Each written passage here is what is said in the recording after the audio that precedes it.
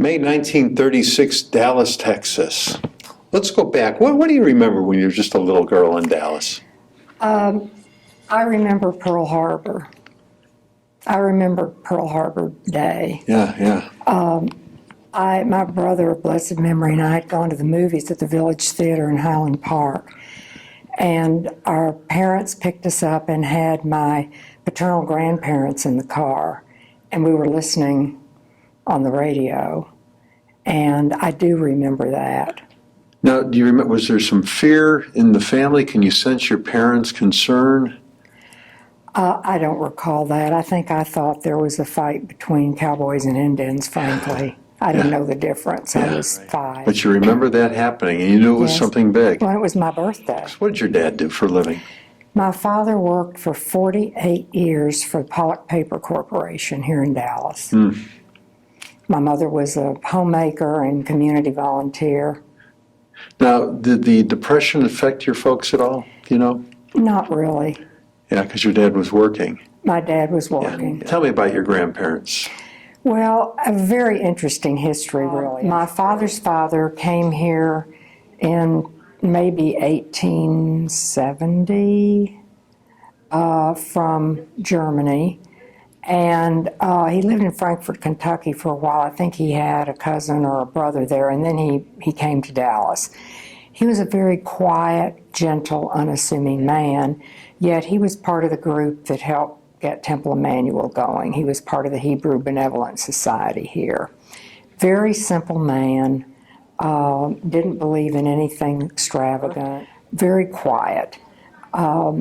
So that's my dad's side. My mother's side, they were a little bit more noticeable.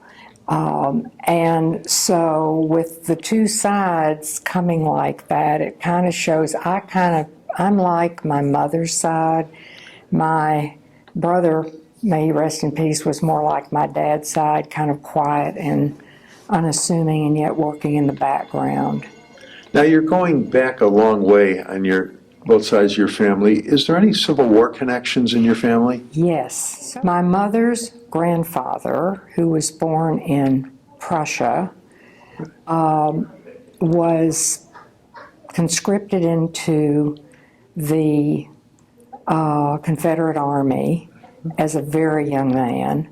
He didn't speak English at that time. He probably didn't know what was happening. You know, they grabbed anybody they could and put a gun in their hands. He actually his name was Henry Ash. He actually went AWOL. My brother did a lot of work in the history of the family genealogy and found all of this through the Library of Congress. He actually went AWOL, and some people got together. He was in jail. There's mention of him with a ball and chain. But there's some people that went to bat for him and wrote to the authorities and said what a good man he was, and he probably didn't understand what was happening there. And so he went on to become a very prominent citizen in Palestine, Texas. He was a banker there, and he and actually my other grandfather helped build the little temple in Palestine. So he overcame all that. But that was a Civil War connection. But I'm actually a 5th-generation Texas Jew. My great-great-grandfather came to Buffalo, Texas from Utica, New York. We're not sure whether he was born in Utica. We're not sure about that, but he came to Buffalo, Texas. Right. So my great-grandfather was born in Buffalo. My grandfather, this is on my mother's side, my grandfather was born in Buffalo, and they were tradesmen there of some kind. There's been a story that perhaps my grandfather owned a saloon there, not sure. I do know that my grandfather traveled and was selling hardware and things of that nature. He actually ended up in Palestine, Texas. That's where my paternal grandmother was born. Her mother was born in Mississippi. My grandfather's mother was born in Mississippi. They were distant relatives by the name of Hart, H-A-R-T. So Palestine, Texas is where my mother grew up, and my grandfather became a very prominent businessman there. He had the first car in Palestine. It was a Pierce Arrow, I understand. My mother grew up there. She was confirmed there. But when she was 16, my grandfather decided that they needed to come to Dallas for their 3 children, that they shouldn't remain in Palestine. He later said that was the biggest mistake of his life, was coming to the big city.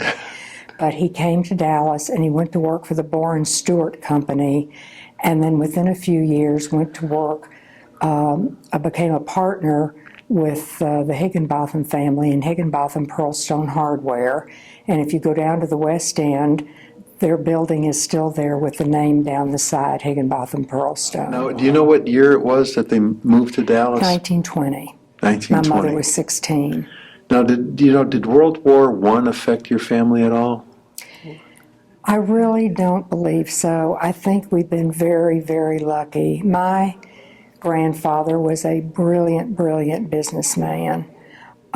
He was on the board of the First National Bank here. He was chair of their executive committee, even though he was not a banker. Wow. During the Depression, he saved a lot of businesses that were going under that owed money to the bank. Right, right. He helped in that process. During the war, he was named, or I guess right after the war, he was named by President Roosevelt to be head of the Works Progress Administration in this Really? area. Wow, and it was quite an honor. Yes, but his biggest claim to fame is having been named in around 1921 America's biggest baseball fan. He actually suited up and traveled with the Philadelphia Athletics. His best friend was Connie Mack, and he traveled with them every summer, sat in the dugout, worked out with the team, knew all of the baseball greats, and we have pictures to prove it. Right, right. Babe Ruth, Lou Gehrig, all of them. Did he ever have any stories about these guys? Oh yeah, lots of stories that were Can you remember any of- printed in the paper. Yes, he had some interesting stories. Ty Cobb was a tremendous businessman. He owned stock in Coca-Cola, and he also got into the steel business before automobile business came around. So he was a brilliant businessman. But one day the team was in St. Louis and they were having dinner after the game, and my grandfather said, Ty, let's go out on the porch and have a cigar and talk. And Ty Cobb said to him, that's fine, Mr. Pearlstone, as long as we only talk business. I don't want to talk baseball. He's got all kinds of stories. After many of those baseball greats died, their widows contacted my grandfather for business advice and so forth. Wow. So many of his effects are in the Baseball Hall of Fame. We have some of them here, but most of them are up in the Baseball Hall of Fame. Now, how did your grandfather here in Texas meet Connie Mack? One spring, they were coming to Marlin, Texas for their spring training. And a friend of my grandfather's in Palestine told him about it and said, let's go down and watch them in spring training. And he introduced my grandfather to Connie Mack. And a few weeks after the team went back, my grandfather receives a big box, and in it is the full uniform, including shoes, hat, everything, with an invitation to join the team in the summer during the time he took for vacation. And he traveled with them for a very long time. And then once, of course, Mr. Mack sold the team, they continued to meet for the World Series every year. My grandfather and grandmother sat in the Mack's box, World Series. Well, who was the greatest baseball player, according to your grandfather? Probably Babe Ruth. And who did he like the best? Maybe Lou Gehrig. I don't know for sure. I'm guessing at that. Yeah. I'm guessing at that. Now, did you ever get to meet any of the players? No, I didn't, but my father did. My father traveled with him one summer, and my uncle, my mother's brother.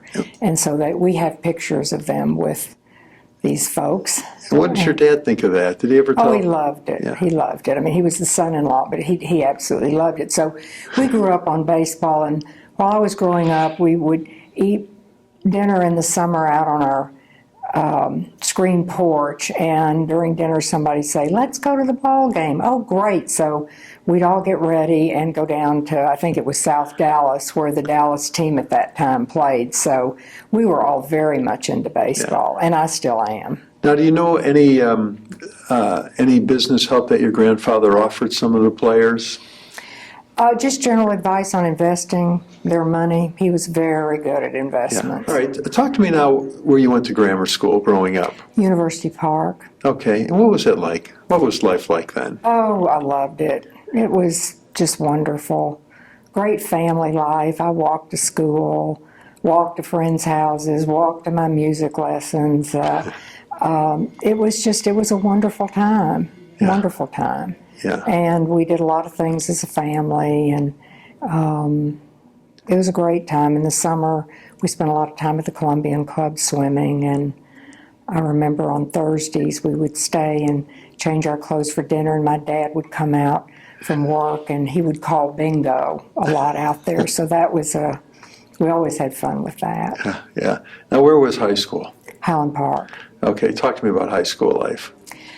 High school life was fun, but there were challenges being Jewish at Highland Park. Mm-hmm. I don't think I tried not to pay attention to it. I just went on with my life. Right. But there were situations, no question. Like a lot of my friends apologized to me. I always had a lot of non-Jewish friends, and they apologized to me for not being able to join them at some cotillion thing at the Dallas Country Club. But, you know, it was always there. Right, It was always there. I did find I was a little bit of a renegade in that in the lunchroom, in the cafeteria, I would choose to sit with my non-Jewish friends because I found all the Jewish kids who were my friends, but they were all sitting together. And I felt like they were ghettoizing themselves. I felt like they were adding to the problem, not helping solve the problem. Right. So I always had a lot of non-Jewish friends so that I could expose not so much my beliefs, but the way I lived my life to them, you know, that I wasn't some person with green horns or something. Now, did you see it change over the years at all? Certainly. Yeah. Certainly. A big change. Now, I moved away from Dallas in 1988, and I lived for 17 years in San Diego. So when I came back in 2009, I certainly have seen a big difference. I think there's just, you know, I think there's an appreciation for what we've contributed to the Dallas community, and I think there's just much more understanding. Now, after high school, did you go off to college or did you go to work? I went to Goucher College in Baltimore, Maryland. Okay. And then I married at the end of my sophomore year and transferred to Northwestern. We were going to be living in Chicago, and I finished my degree at Northwestern. Yeah. Now, did you live in Chicago for any time? 5 years. So was that a culture shock for you, the winters and whatnot? The winters were, but I love the city. Yeah. I really loved it. We lived both in the city and in the suburbs for a while before my husband took a job in Dallas. So we moved back here in 1962. Now, being a big baseball fan, of course, you know, in Chicago, was it the Cubs or the Sox? Well, actually, it was the Dodgers because my husband was a big Dodger fan. Right. And so we mostly watched it on TV. I don't ever remember going to a game there until much later. Tell me about San Diego now. I loved it. I absolutely loved it. I became very involved in the Jewish community there, particularly at my congregation, Beth Israel. And probably the most important thing I've ever done as a volunteer in the Jewish community is to be co-chair of the Architect and Building Committee for their new campus that was built near La Jolla. and opened in 2001, Yeah. and that was really wonderful. Yeah, yeah. I had a great life there. I really loved it. I was working as a law firm administrator at that time, and then I started my own business as a human resource consultant to small businesses, and that thrived, and my life in the community was great. I have wonderful friends there. I go back a lot to visit. Now, were you involved with the Jewish community in Chicago at all?